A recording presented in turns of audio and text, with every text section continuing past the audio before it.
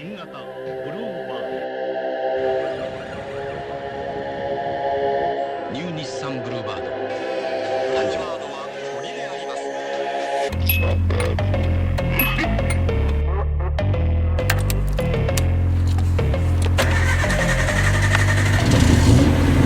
Drifts are enough sentiment to go.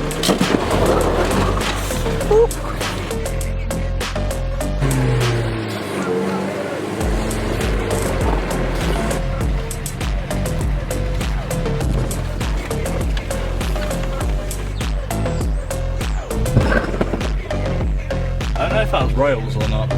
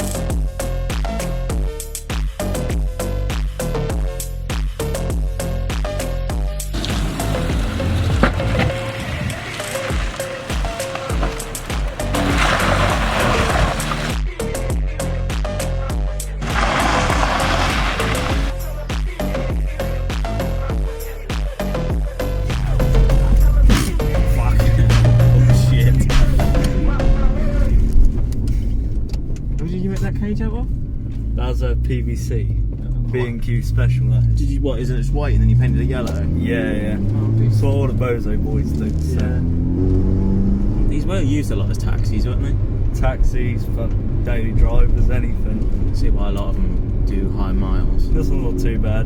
113k, Oh, that's decent. 84k when I got it. That was about 2 years ago. Didn't you get it off your uncle? Yeah, he gave it to me, That's decent. and then I ruined it. Where did he find it then? Didn't you say that he got it on like a? That's not his house. Got it on like a Gumtree ad or something. And I'm He like, got it. shit. He got it off of eBay.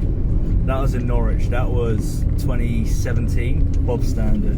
190e in there. Sorry, carry on. Nice. Yeah, I had a set of Hyundai alloys on it. Oh, But that's okay. just because he needed tyres. Yeah. Cheapskate. But as soon as I got it, I put the Steely's back on it. And then eventually got it on lowering springs. And I was like, no, I'm just going to go full send with it. And now it's this contraption. And these Mark II golf coilovers. Mark II Golf coilovers, Johns. Fronts just fit straight on. Backs, they're a pain in the ass. Yeah. Let's get the standard suspension legs cut out of the hubs, and then the actual coilovers themselves slotted into the hubs and got them welded in. It's quite a sketchy setup. I bet a lot of these people just remember when they were just like sort of driven around by granddads and taxi drivers and stuff. I think a lot of people still assume that with this, and then they look more shocked when they see me drive. Yeah. These are definitely getting rarer, aren't they? Yeah, They've been rare for a while because people have just been smashing them up banger racing. yeah. I was about this close from letting mine go to a banger. Oh no. Would you have gone to watch if you knew that it was getting banged up? With the satisfaction of knowing that no one else would have it, then probably, yeah, I would have gone to watch it. Yeah. These basically came in every configuration as well, didn't they? These on a hatch. Yeah, hatchback, estate. This is one up from the base model. This is an LX. The L was the base model. Pretty much the only difference between an L and an LX is I get electric mirrors in this. Yeah, they made the SGX. I don't really know what that had different. I'm pretty sure it's had electric windows as well. Yeah. And they made the executives. The executives are the ones that everyone wants now. Full leather interior, sunroofs, electric mirrors, electric windows. I'm pretty sure they even had a top of the range tape deck for its times. Yeah. They were still on turbo model as well. They did the executive turbo, which I only actually found out about the other week when I saw it on Facebook. So is that separate to the? Because they did the turbo model, the one that's got. Because you've got the turbo front lip on this. I've got a haven't you? turbo front lip on this. That's off the Grand Prix body kit. They came on the executive turbos and the Turbo ZXs. They are a additional extra for a Turbo ZX. Oh right, okay. So But- it didn't come as standard on the turbos, then it was an optional extra. Yeah, it was an optional extra. Yeah. Oh okay. It's actually quite easy to find a Grand Prix body kit now, but you gotta wanna pay for the of them are actually from the Ukraine. That's where I got my front lip from. But the person that I've actually like bought the front lip from, and quite a few parts for this car are actually from the Ukraine. There's Bluebirds over there are like what Ford Fiestas are for us. Just see them everywhere. That's weird, isn't it? It is weird.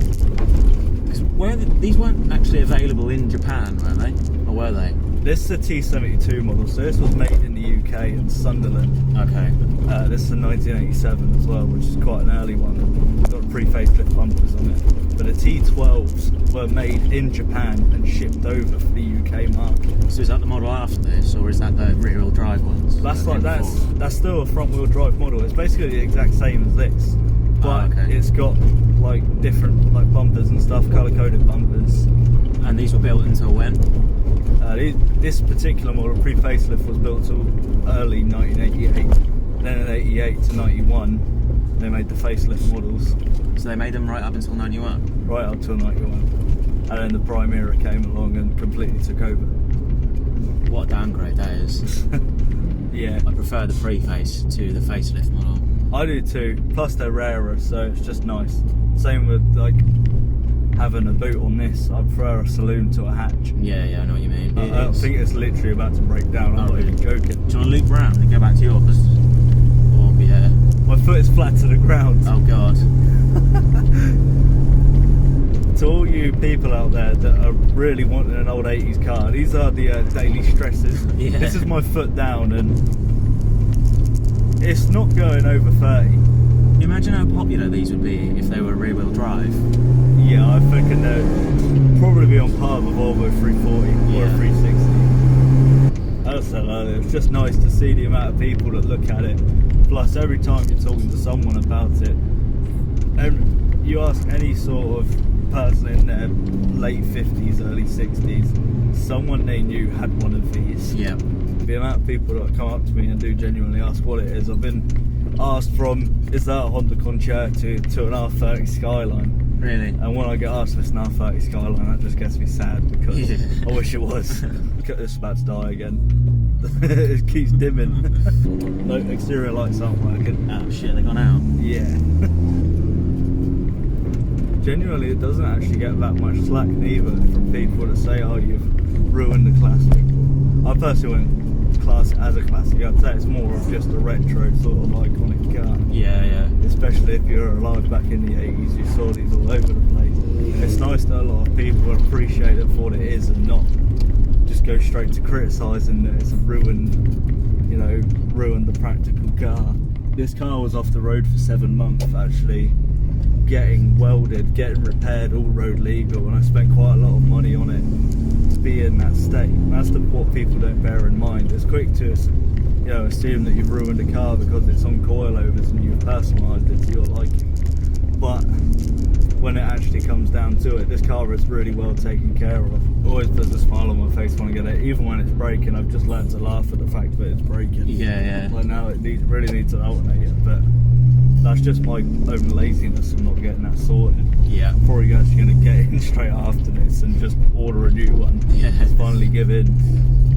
It's always satisfying, especially at a car meet, when someone spent their life saving up for a car. For example, this went to a retro show at Snetterton, parked next to a Lotus Esprit, and as soon as this pulled up, people come running over to look at this. Yeah. And the guy in the Lotus Esprit in the end just ended up driving off because he was obviously so butthurt that everyone was paying attention to a car that's, well, not necessarily been ruined as such, but it has had a lot of time put into it, and people appreciate that, especially at car meets. It just shows that money really doesn't buy you the attention you want.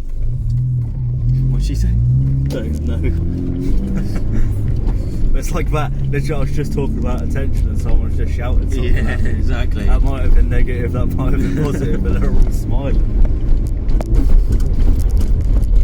It's definitely a bone shaker, isn't it?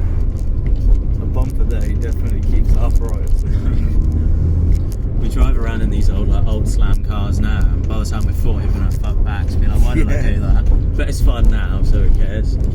I'm on a page on Facebook. It's literally Nissan Bluebird owners. The people in there are probably 40 upwards. I'm probably one of the youngest people in that group. Yeah. But it's nice to see that they all take pride in Bluebirds. And someone in particular, I'm pretty sure he's got 4 executives. They're all black as well. And he literally just takes pride in Bluebirds. You know, he's constantly posting, you know, pictures from Nissan factories, mainly the Sunderland factory where these are known for coming from. Yeah. But it's just nice to see that there's still a community out there for these cars. It's quite cool to see their comments as well when I post a picture of this in that group, because a lot of them are actually, you know, quite fascinated by the fact that it's the Nissan Bluebird that's been lowered and it's been put on some wide wheels. Yeah. I think a lot of the people overseas in like the US and stuff will take interest in these sort of cars, because this obviously isn't a model they got out there. They got like their Cressidas and stuff. And I'm pretty sure they got a model of this called the Oster. oh, did they? Or is it the Maxima? I know they definitely got a model out there in America. I can't remember if it was the Oster or the Maxima. It's pretty much the same car as this. Similar to a VW Rabbit and the Golf Mark 1, where the Rabbits had really chunky bumpers to obviously fit their laws. The American Bluebird was basically one of these with big bumpers. I'm actually quite intrigued by one. I quite fancy one myself. Yeah. It is quite cool to think how attainable parts are for the majority of 80s cars. Like through Facebook. Facebook's so good for like replacement parts for cars. You got all like the individual groups. Like you just find a car that you take interest in, go on Facebook, type the name in, type owners group, and chances are, yeah, there's always an owners group. Yeah, there will be an owners group on there, and people will be breaking them, or there'll be some form of sort of following for these cars, and someone somewhere will be breaking one, and you can get parts for it. I'd definitely recommend if you're thinking about getting a retro car, get a car that's very common with the bangers. Unbiasedly like a Nissan Bluebird, because there's always going to be parts for one from people that are racing them. Plus the amount of respect you get for one when someone sees this and goes, oh, surprised it's not on the track yet. It's always got a nice bit of satisfaction of, yeah, it's not been raced. People are still smashing these up now as well, aren't they? Yeah, there's a big banger meet, funny enough, today, and when me and my missus drove past, the first thing I noticed was a hatchback Bluebird. Oh, no, really? Sat right at the front, and I thought, wow, okay.